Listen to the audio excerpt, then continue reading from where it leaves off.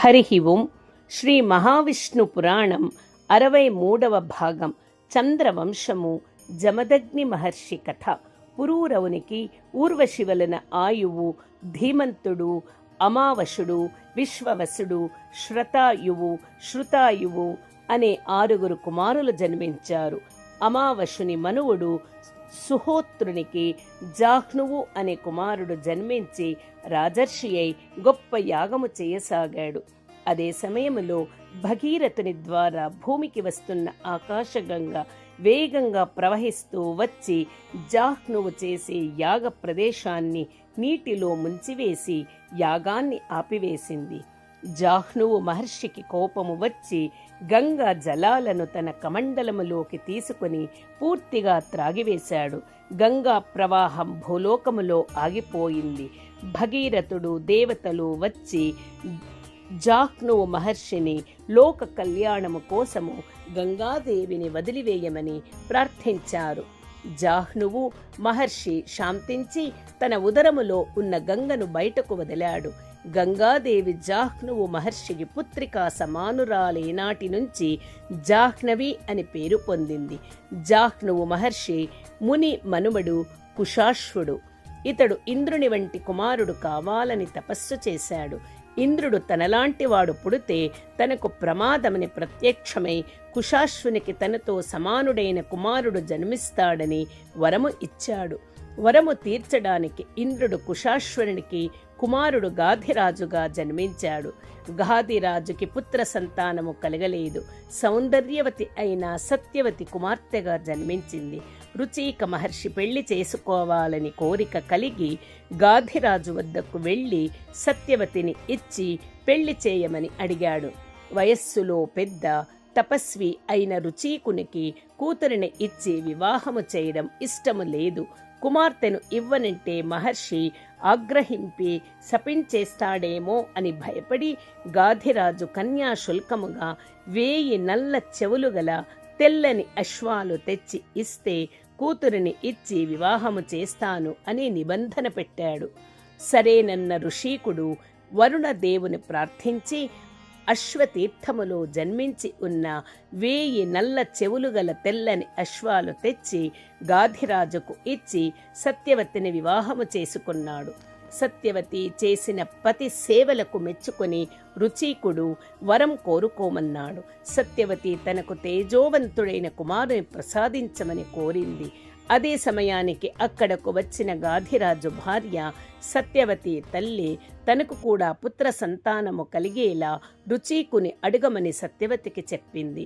సత్యవతి భర్తతో తనతో పాటు తన తల్లికి కూడా పుత్ర సంతానము కలిగేలా చేయమని కోరింది. భార్య కోరికను మన్నించి 2 మంత్రించిన పాయసాలు తయారు చేశాడు. సత్యవతికి తేజోవంతుడైన పుత్రుడు కలగటానికి 1, అత్తగారికి బలపరాక్రమములు కలిగిన పుత్రుడు కలగటానికి మరొకటి అని వేరే వేరే పెట్టి సంధ్యావందనము చేసుకోవడానికి నదీ తీరానికి వెళ్ళాడు. సత్యవతి తన తల్లికి 2 మంత్రపాయసాలు చూపించి రుచీకుడు వచ్చాక ఇస్తారని, వాటి వలన తాము కోరుకున్నట్లుగా పుత్రులు జన్మిస్తారు అని చెప్పింది. పుత్రుడు కలగాలి అనే ఆతృత ఉన్న సత్యవతి తల్లి అల్లుడు వచ్చేదాకా ఆగకుండా వెంటనే ఒక పాయస పాత్ర తీసుకుని పాయసం తినేసింది. తల్లి ఒక్కతే అలా తింటే భర్త ఆగ్రహిస్తాడేమో అనుకొని సత్యవతి 2వ పాత్రలోని పాయసం తినివేసింది. గందరగోళములో తల్లి తినవలసిన పాయసం కూతురు, కూతురు తినవలసిన పాయసం తల్లి తినేశారు. నది నుండి తిరిగి వచ్చిన రుచీకుడు జరిగింది తెలుసుకొని ఆగ్రహించాడు. భార్య సత్యవతితో, మీరు మరో ఘోరమైన తప్పు చేశారు. నీవు స్వీకరించవలసింది మీ అమ్మగారు స్వీకరించవలసింది నీవు తీసుకున్నారు. ఫలితంగా నీకు బ్రాహ్మణుడైన క్షత్రియునిడా యుద్ధాలు చేసి చంపేవాడు, నీ తల్లికి క్షత్రియుడైన బ్రహ్మ జ్ఞానము కలిగిన బ్రహ్మర్షి జన్మిస్తారు అని కోపంగా చెప్పాడు. సత్యవతి భర్త పాదాలపై పడి, నా వలన మీకు క్రూర స్వభావుడైన కుమారుడు కలగకూడదు. మీ తపశ్శక్తితో క్రూర క్షత్రియ స్వభావాన్ని కుమారుని నుంచి మనవనికి మారేలా చేయండి అని ప్రార్థించింది.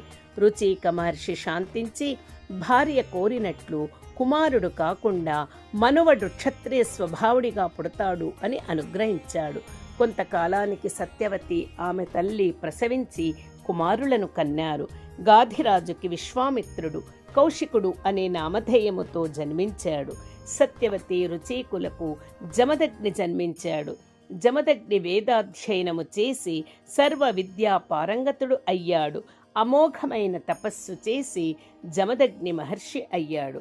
తపస్సు పూర్తి అయిన తరువాత గృహస్థాశ్రమం స్వీకరించతలిచాడు. ప్రసన్నజిత్తుడు అనే మహారాజు దగ్గరకు వెళ్ళి ఆయన కుమార్తె రేణుకనిచ్చి వివాహము చేయమని కోరాడు. జమదగ్ని మహర్షి గొప్పతనము గురించి విన్న ప్రసన్నజిత్తుడు కుమార్తె అంగీకారముతో రేణుకను ఇచ్చి వివాహము చేశాడు. రేణుక జమదగ్ని మహర్షి వెంట ఆశ్రమానికి వెళ్ళింది. పతిని ప్రత్యక్ష దైవముగా భావించి సేవలు చేసింది. వారికి 5 కుమారులు జన్మించారు. 5వ కుమారునిగా నారాయణుడు రుచీక మహర్షికి ఇచ్చిన వరం కారణంగా కుమారుడిగా జన్మించాడు. అతడే మహావిష్ణు అవతారమైన పరశురాముడు. హరి ఓం తత్సత్. శ్రీకృష్ణార్పణమస్తు.